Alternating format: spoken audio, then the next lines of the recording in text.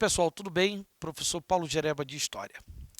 Na aula de hoje, vamos discutir uma temática extremamente salutar para o nosso cotidiano. Uma temática que é muito importante para o nosso exercício diário. Importante para que nós possamos refletir, até porque existe uma historicidade por detrás dessa temática. Quando você fala de cidadania, quando você discute direitos humanos, cidadania e direitos humanos não é algo que está presente apenas agora na sociedade. É preciso observar que essas questões elas estão bem mais definidas agora no nosso cotidiano, porém, cidadania e direitos humanos tem toda uma trajetória histórica que nós precisamos refletir. E nós trouxemos 3 pontos fundamentais para pensar esse tema. O primeiro ponto, nós iremos discutir uma questão no campo conceitual, que é importante. Uma questão no campo, basicamente, da definição. Seria um ponto de partida, principalmente quando você fala de direitos humanos. O que são direitos humanos? O que são direitos humanos? Porque os direitos humanos ele não é só o direito que pertence ao outro. Ele é um direito que pertence a mim também. É imprescindível que nós, para pensarmos em direitos humanos, temos que pensar que é o direito do outro, mas também é o meu direito. Então, esse campo da conceituação, ele vai nos ajudar a fazer reflexões importantes sobre isso. Um outro ponto é a historicidade dos direitos humanos. A história dos direitos humanos, a trajetória. Porque se nós pararmos para analisar, a criação da chamada Declaração Universal dos Direitos Humanos é pós Segunda Guerra Mundial, é pós século XX. Então, antes de se criar um importante organismo internacional na luta pelos direitos humanos, já existe toda uma historicidade de luta pelos direitos humanos. Então é preciso observar que por detrás dessa questão existe uma história. E por último, nós iremos finalizar mostrando a cidadania, alguns aspectos até conceituais, e a relação principalmente da cidadania com a atual Constituição brasileira, a Constituição de 1988, a Constituição que foi classificada, adjetivada, apelidada, na época, pelo presidente da Assembleia Nacional Constituinte, Ulisses Guimarães, que foi classificada de a Constituição Cidadã. Então, nada melhor para você refletir cidadania como brasileiro, olhando para essa Constituição, principalmente para o seu artigo 6º. Muito importante olhar para o artigo 6º da Constituição de 1988, ok? Então vamos lá? Bem, no primeiro ponto, a gente vem refletir um pouco essa questão conceitual sobre direitos humanos. Evidente que para que eu possa trabalhar um conceito de direitos humanos, é fundamental perceber que direitos humanos ele tem que ser trabalhado numa perspectiva o quê? Numa perspectiva integral. Uma perspectiva integral. E não numa perspectiva apenas do outro, mas uma perspectiva de todos. Trabalhar direitos humanos é trabalhar essa perspectiva integral. Trabalhar direitos humanos é trabalhar uma perspectiva multidimensional e não unidimensional. Os direitos humanos têm que ser trabalhados numa perspectiva multidimensional. Uma perspectiva, basicamente, de todos. É nessa perspectiva que tem que se trabalhar os direitos humanos. Trabalhar os direitos humanos é trabalhar distintas vertentes. Existem várias vertentes dos direitos humanos. Como também observar desafios. Trabalhar os direitos humanos é trabalhar a questão de uma forma bastante desafiante. Porque você simplesmente garantir o direito do outro, você está garantindo também o seu direito. Então, por isso que é muito importante as várias vertentes e os desafios que estão por detrás dessa questão dos direitos humanos. Lógico que os direitos humanos é um marco positivo. Os direitos humanos nós podemos classificar como um marco positivo na história da conquista dos direitos individuais. Direitos humanos têm a ver com direitos individuais. O direito à vida, o direito à liberdade, o direito à propriedade, o direito de ir e vir, o direito de se expressar. Então, por isso, falar de direitos humanos é discutir um marco positivo na história das conquistas dos direitos individuais. Ou seja, os direitos humanos são direitos e liberdades básicas de todos os seres humanos. São direitos e liberdades básicas de todos os seres humanos. É a liberdade de pensamento, é a liberdade de expressão, é a igualdade perante a lei. Trabalhar direitos humanos é isso. Não confundir liberdade de expressão e liberdade de opinião, não se pode confundir, simplesmente com injúria, com calúnia, que é bastante diferente. Ok?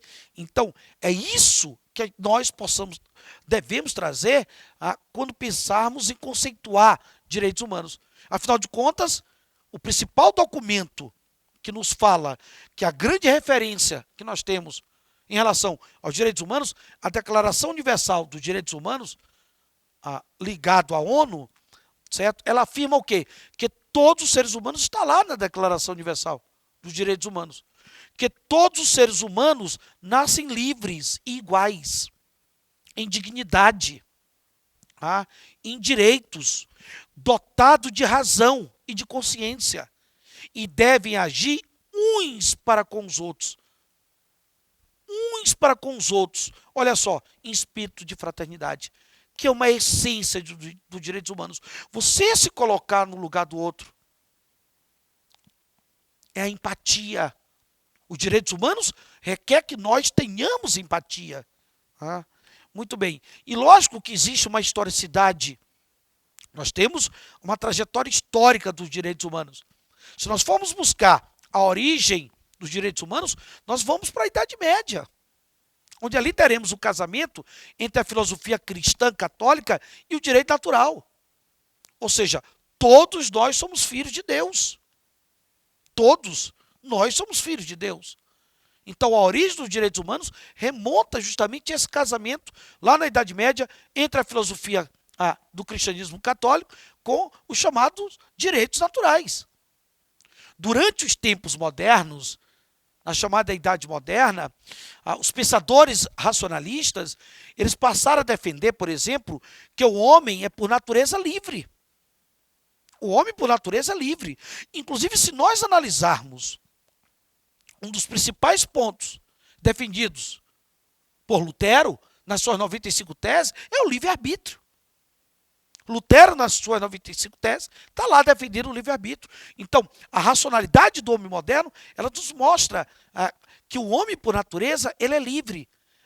Ele é possuidor de direitos irrevogáveis, direitos inalienáveis, direitos universais, que não podem ser substituídos de forma nenhuma ao se viver em sociedade. Por exemplo, na Revolução Inglesa do século XVII, nós já vamos ter o surgimento do habeas corpus, que é um instrumento importante dentro dessa construção dos chamados direitos humanos. Na independência dos Estados Unidos, por exemplo, no século XVIII, por volta de 1776, nós temos ali, na famosa declaração de guerra da independência dos Estados Unidos, inspirada no movimento iluminista, nós temos uma luta pelo direito natural, pelo direito à vida, à liberdade, à propriedade, e também por um Estado livre. A própria Constituição que vai se formar nos Estados Unidos, logo após a independência, ela fala sobre a necessidade de se proteger os direitos naturais, apesar de se saber que essa independência e essa Constituição não reconheceram, por exemplo, o fim da escravidão. E nem de imediato o direito de índios e até mesmo de mulheres. Mas uma Constituição, uma independência que já fala da garantia de direitos naturais, o direito à vida, à liberdade e à propriedade. Quando você vê essa trajetória histórica, você vem para a Revolução Francesa, A Revolução Francesa é um instrumento histórico importante para você pensar em direitos humanos. Afinal de contas, a Revolução Francesa ela vai nos dar os padrões do universalismo para o direito natural. O próprio Locke, no seu Jus Naturalismo, o Locke, ele claramente nos coloca, né, que nós temos o direito à vida, à liberdade e à propriedade. São direitos universais inalienáveis. E Locke vai estar presente no principal documento da Revolução Francesa, que é a Declaração dos Direitos do Homem e do Cidadão.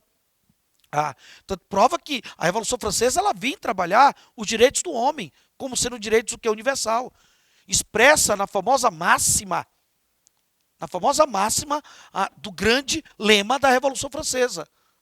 A liberdade, a igualdade, a fraternidade. O liberté, o igualité e o fraterné. E é muito importante observar, por quê? Porque esse documento, que foi o grande documento da Revolução Francesa, ele vai inspirar, inclusive mais tarde, ele vai ser uma fonte de inspiração, como foi também a Bill of Rights, a petição dos direitos na Inglaterra, como foi também a Declaração de Guerra da Independência dos Estados Unidos.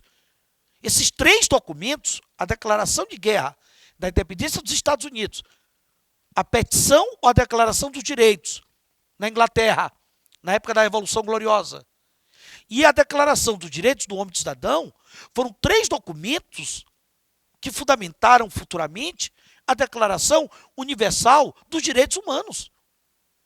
Se você pega a Declaração Universal dos Direitos Humanos, ela foi uma declaração que se baseou nesses três documentos, historicamente falando.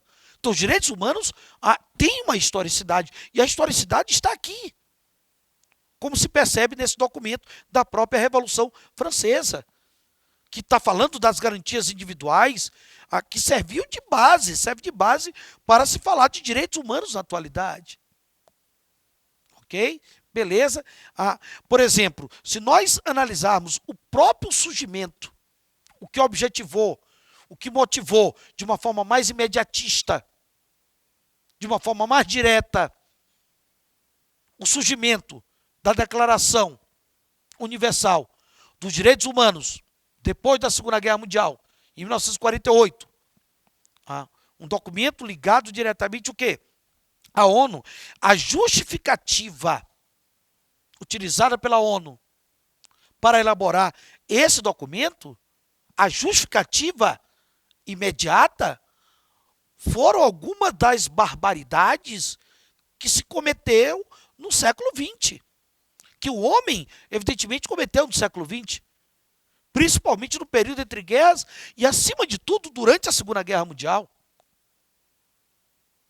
Se nós analisarmos, por exemplo, as barbáries que vai se encontrar na Guerra Civil Espanhola, as barbáries que se tem na exterminação étnica de 10 milhões de ucranianos em 1932 pela União Soviética, e principalmente, acima de tudo, as barbaridades cometidas pela Alemanha nazista por conta do Holocausto, com o extermínio de 6 milhões de judeus, essas barbaridades do século XX, principalmente o Holocausto, elas foram fundamentais como justificativa para que a ONU pudesse elaborar essa declaração dos direitos humanos. Então, os direitos humanos surgem no século XX após atos de barbáries, principalmente como é o caso do Holocausto. Então, observe que há toda uma historicidade. E, por favor, você que está me escutando agora, por favor, vamos deixar de lado essa máxima que bandido bom é bandido morto. Essa é uma máxima que ela simplesmente tem que ser revista. Porque, afinal de contas, nós estamos falando de direitos humanos. E os direitos humanos são o direito de todos.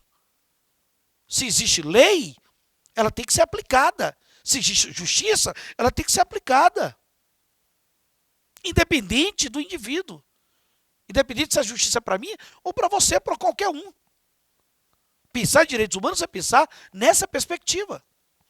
Até porque isso é pensado historicamente. Direitos humanos não é algo né, que simplesmente veio para proteger bandido, a partir dessa máxima. Direitos humanos, na verdade, o direito para proteger os nossos direitos naturais, o nosso direito à vida, à liberdade, à propriedade, direito de todos. Lógico, não podemos deixar, né, de falar de direitos humanos, não se pode deixar de falar de cidadania. Afinal de contas, a cidadania é um exercício dos direitos e deveres civis, políticos, e até mesmo sociais, estabelecidos numa lei máxima de um país. A lei máxima do país, que é a Constituição, é ela que vai, na verdade, estabelecer o quê? O meu exercício de direito e dever civil, político e social. Não só o meu direito, mas os meus deveres. E a partir daí, eu tenho a questão da cidadania. Observe que a condição do cidadão, a condição que o indivíduo vive de acordo com o conjunto de estatutos, de regras, né, pertencente a uma comunidade, certo? Politicamente e socialmente articulada. Então, isso tem a ver com a cidadania. Os direitos e deveres, galerinha, eles estão interligados.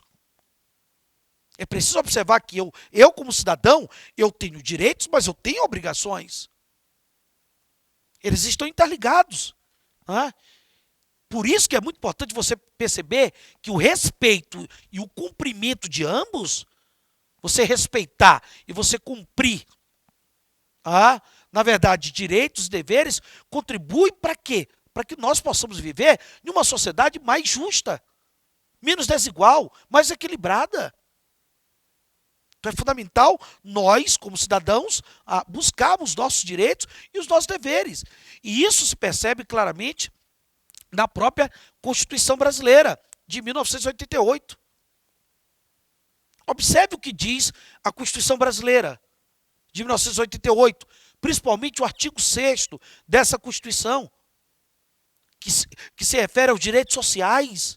Está lá, é um direito meu, é um direito seu, é um direito nosso, como brasileiro. Ou seja, nós temos direito à educação, uma educação de qualidade. É um direito. Nós, como cidadãos, temos que lutar por isso. Uma educação de qualidade. Nós temos direito a uma saúde de qualidade. A ter um sistema único de saúde de qualidade. É precário, muitas das vezes. Vamos lutar, que é um direito nosso. Isso está no artigo 6 da Constituição. Há um direito a uma alimentação, há um direito a um trabalho, a uma moradia, transporte, lazer, segurança. É um direito de todos nós termos segurança, previdência social. Cabe a nós lutarmos por esses direitos, porque ele está aqui na Constituição. Proteção à maternidade, é um direito da mulher ter a proteção à maternidade, da criança ter a proteção à infância, do idoso, está na Constituição, tem o Estatuto da Criança, o Estatuto do Idoso, a partir da Constituição. A se dar assistência aos chamados desamparados. Esse é o artigo que nós temos na nossa Constituição. O artigo 6º da Constituição Federal Brasileira, de 1988, ele mostra os nossos direitos, mas também nós temos obrigações. Nós temos as nossas obrigações, nós temos os nossos deveres. E uma das nossas obrigações é lutar para que esse direito seja um direito não só meu, não só seu, mas o direito de todos. Então, quando se fala de cidadania, está evidentemente se colocando a luta pelos direitos humanos. A partir do momento que nós conseguimos avançar nesses dois campos, nós teremos com certeza uma sociedade menos desigual e menos injusta. Um grande abraço e até nosso próximo encontro.